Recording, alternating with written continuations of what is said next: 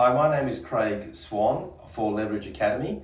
I'm a real estate trainer and I've been training real estate agents for in excess of 20 years. Welcome to my whiteboard session. Today's topic is residential sales in New South Wales, and I often call this the anatomy of a residential sale. And you'll see from the diagram on the board that the moving parts of a sale in residential property can be complex, but I'm here to make sure that we break it up into the component parts and give you a sense of the whole process as well as the individual aspects to it. So you'll notice on the diagram that I've got three main timelines: the listing, the exchange, and the settlement process. And as you'd all expect in a residential sale in New South Wales, or any state for that matter, but I am being very specific in relation to New South Wales because I'm going to give you section numbers and regulation clause numbers to help you fully understand how the process works. So in New South Wales and other states, the process will begin with some form of prospecting. Now, where you work and your personal skills and those of your colleagues will probably determine what type of prospecting you do. This particular whiteboard is not going to talk about prospecting styles. We're just going to make an assumption that you are going to be prospecting in some shape or form. The result of the prospecting efforts that you do is going to need to result in a listing opportunity. Now, listing opportunities where you're going to go to a vendor, their property, or they come to your office, or you meet in a place that suits both of you, and you're going to basically pitch for their business. So a listing is an opportunity for you to gain the opportunity to sign that person up, and there are a number of critical sections that we need to talk about when you are going to list the property. I've noted them on the board there: section 55, section 56, 63, and I'm also going to talk about some rules of conduct as well. The first thing to note about a listing is that you must sign an agency agreement. And in sales, we have at least three types of agency agreements, and there's a fourth type if you include an auction agency agreement. So the agency agreements we're talking about is exclusive agency agreements, sole agency agreements, and open agency agreements. And then if we add the auction agency agreement, which isn't really a distinctive type of agency agreement, it's more like a hybrid agreement where you're combining an exclusive agency agreement with a method of sale. But let's assume that we've got 3 or 4 types of agency agreements. At the end result of a listing presentation, you, the salesperson, are going to need and want to have your vendor signing one of those agency agreements. Well, that will give you the opportunity then to sell that property. And you'll notice from the whiteboard here, I've noted there are only 3 methods by which you can sell a property. You can either sell it by private treaty, or you can sell it by auction, or you can sell it by tender. And you'll notice from the diagram that all those sales methods end exactly the same way. So as far as the listing is concerned, it's going to end with an exchange if you've done your job well. Now, getting back to the listing side of it here. Section 55 of the Property and Stock Agents Act is going to require that if you want to earn your commission and keep your commission, that you're going to have to satisfy Section 55. Section 55 of the Property and Stock Agents Act in a nutshell is saying the agency agreement must be in writing, the agency agreement must be signed by the agent and the principal, the person for whom you're working. It's got to be satisfy the regulations, the Property and Stock Agents regulations, and it must be served on your vendor or your principal within 48 hours. So when we say, is it compliant with Section 55, there's a lot that goes into that. In addition to the fact that we must make your agency agreement compliant with Section 55, Section 56 is also a requirement that you should be aware of, and that is the requirement to give your vendor a copy of the what we'd often call the fact sheet or the approved guide. So if I'm signing up a vendor, not only must I pitch for their business, I'm also going to have to then, as a consumer protection aspect, give them a copy of what's called the approved guide, or some people often refer to it as the agency fact sheet. That is a Section 56 requirement. Then Section 63 is saying to you, you cannot begin marketing that property. So I had a phone call from a client only this morning saying, would he be able to begin marketing his property if he didn't have a complete contract in his office? The answer is obviously no. So Section 63 of the Act says if you don't have a completed contract, a full draft copy of the contract, I should say, in your office, you really can't begin marketing that property. So those are the key sections of the Act in relation to a listing, but there's also some rules here.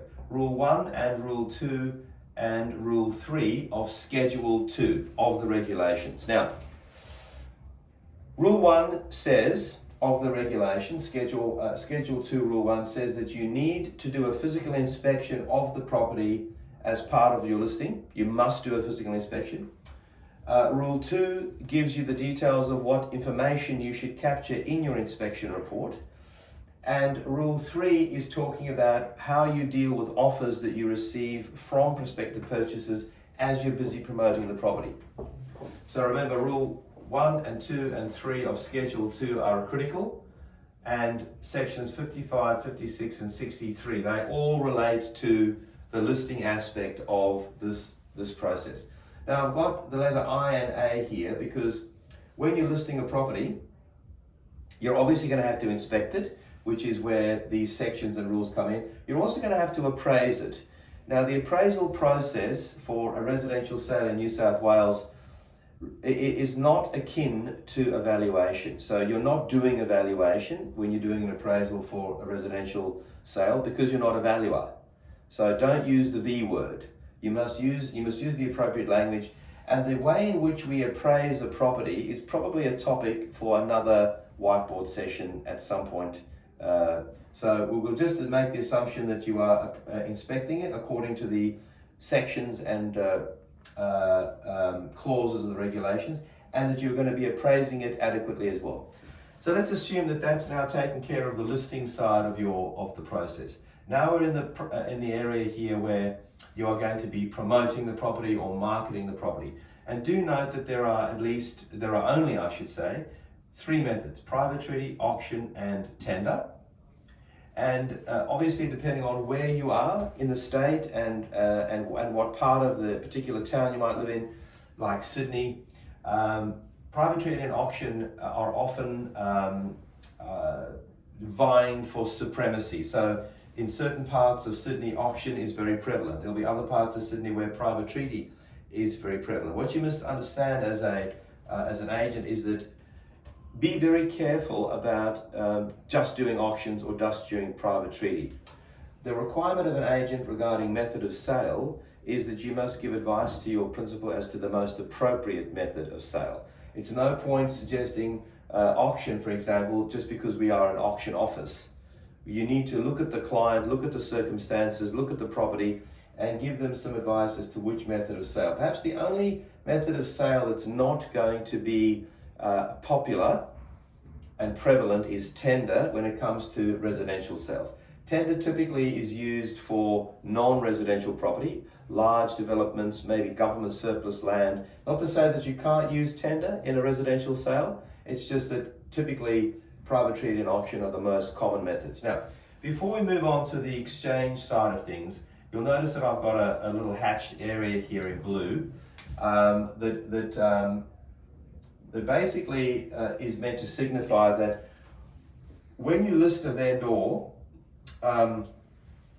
and sign an agency agreement, the vendor does have until 5 p.m. on the next business day to cool off. In other words, to say, look, I don't really want to sell my property, or I don't want to sell my property through you in particular. So there is a cooling off opportunity for vendors once you've signed them, and it basically is referred to often as 1 day. It's not quite 1 day, it's 5 p.m. on the next business day. So for example, if I signed up a vendor on Monday, no matter what time on Monday, I have until 5 p.m. on the Tuesday for that vendor to say no thank you and to follow the cooling off requirements. You'll also notice further on down the diagram we have another cooling off opportunity here, but that is a separate one which we'll come to. So we've done our prospecting, we've gone through the listing process, we've satisfied all the necessary sections and rules and regulations, and we're now in the process of marketing that property. Let's make the assumption for this presentation that we're talking private treaty.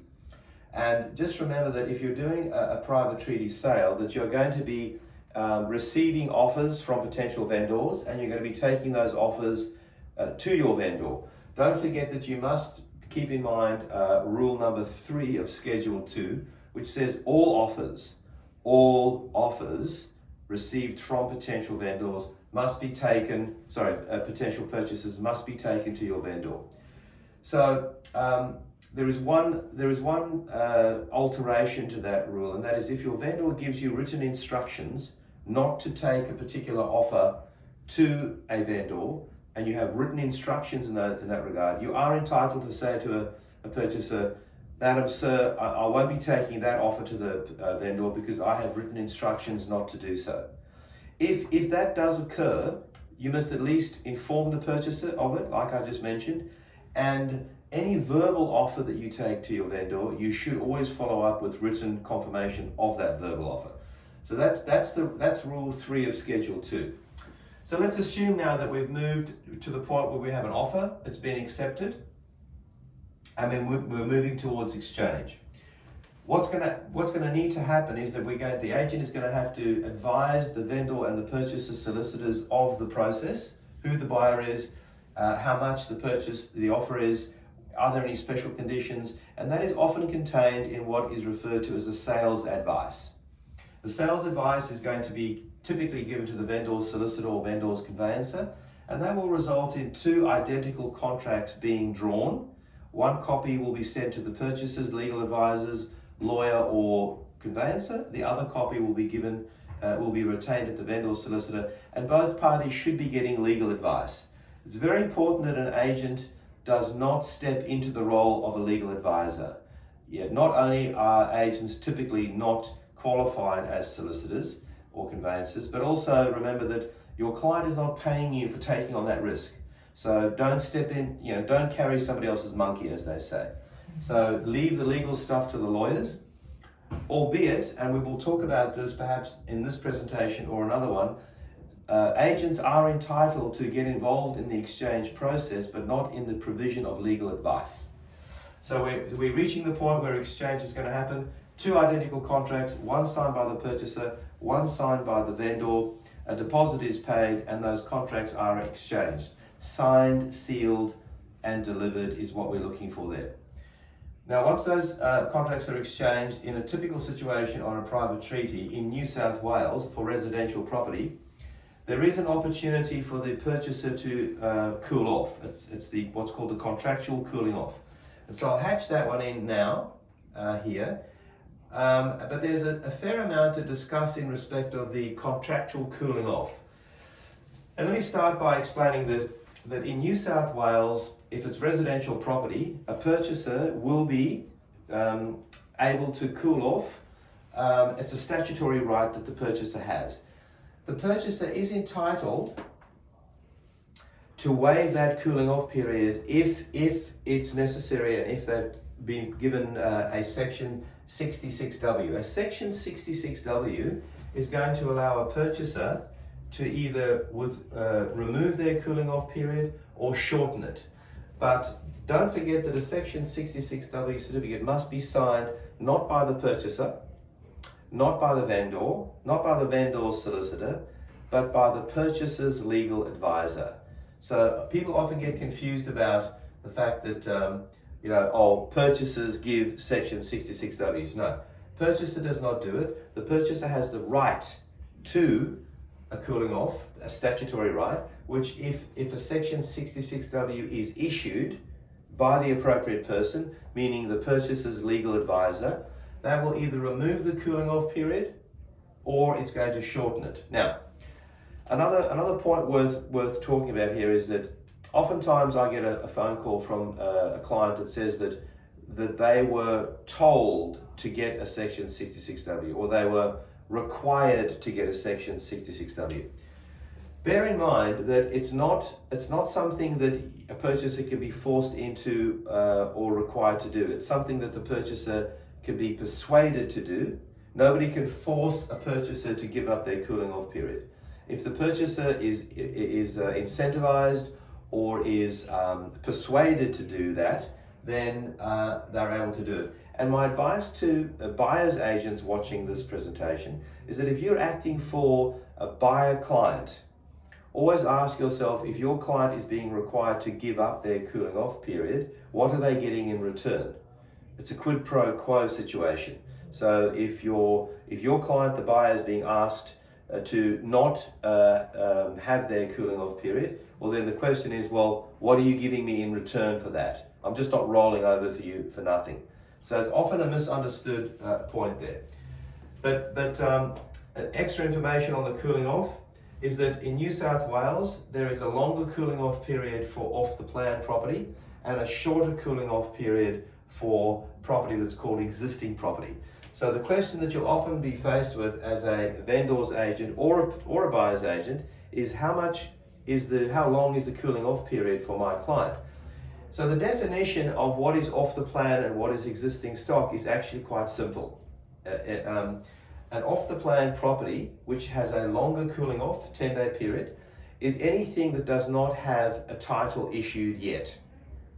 If a property has a title issued, then it's considered existing stock and it has a 5-day cooling off. Now the logic behind this is that if I am buying off the plan, by definition, it's a more it's a transaction that probably has a higher risk to it because I don't have a title yet. So therefore, I should have longer to decide whether or not I want to rescind the contract, and if so, I need some discussion with my advisors. If I'm buying an existing property, the logic says that I might need less time to deliberate.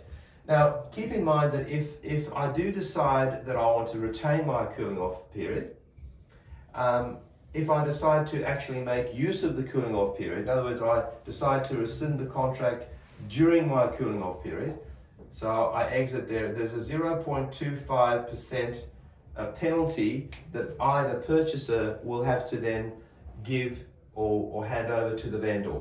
So cooling off periods are designed for you to decide whether you want to complete the contract. If you do, then the cooling off period will start on exchange and it will end either 5 or 10 days later, or it can in fact be extended. But if you do decide to action your opportunity to rescind the contract, you will have to forfeit 0.25% of the purchase price to the vendor to exercise that cooling off. Now, the last part of the diagram, so we've gone from prospecting, we've done a listing, we have marketed the property, we have found a buyer, and we are focusing predominantly on private treaty on this particular occasion. We've then reached an exchange which required contract signed by vendor, contract signed by purchaser, deposit paid, and a physical exchange of contracts, signed, sealed, and delivered.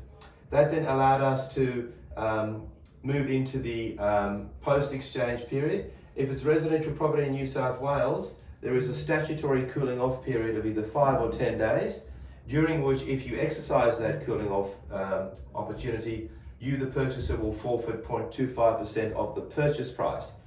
And whilst you're in the cooling off period, it's called a conditional contract. The moment you're outside the cooling off period, or there is no cooling off period, you have an unconditional contract. What the meaning of that is that if I have an unconditional contract, that means that the normal remedies of not settling would apply to it. So if I've bought that property, I've exchanged, and I do not have a cooling off period, and I choose not to settle or cannot settle, then the vendor, the other party, has a right to either damages or specific performance. And the same happens on the vendor side. If the purchaser is ready to go and the vendor cannot settle or doesn't want to settle, it's the same remedies. Whereas if I'm trying to rescind during the cooling off period, there is a statutory requirement that I've got to comply with. Okay, so settlement is the last key point on the timeline, and a lot of people find it difficult to explain the difference between exchange and settlement.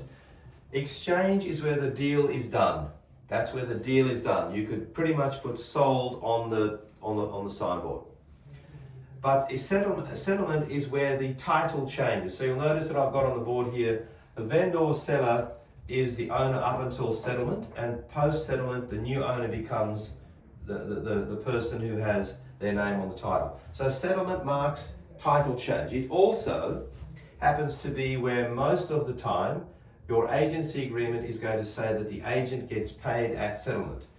Do remember that your agency agreement can be drafted such that you can get your money, some of it or all of it, on exchange. If you're a buyer's agent, you're going to get some of your money at listing, perhaps some on exchange, or maybe all or the rest on exchange, and then you're going to get the balance at settlement. So settlement is often the point at which commissions are paid. It doesn't have to work that way, but it frequently does work that way. The key thing about a settlement is that ownership changes. And ownership, the fact that the ownership of the property is changing, is typically where the matter then gets concluded. The money flows come to an end, the agent gets paid, the vendor gets paid all the rest of their money, because otherwise, why would you hand over the right to transfer title? So I'm hoping that explanation with the diagram on the board is helpful. It's useful oftentimes to have a mental picture of how the process goes. And can I make this point? The more you understand about the mechanism or the anatomy of a sale, the more you can mentally picture what's happening, what sections of the act do I need to be careful of at this point, what are the vendor's rights, what are the purchaser's rights. The more familiar you are with this diagram or this process, the more efficient that you're going to be as an agent. So I do hope that presentation has been useful. As always, I appreciate comments and feedback. Until next time, happy hunting.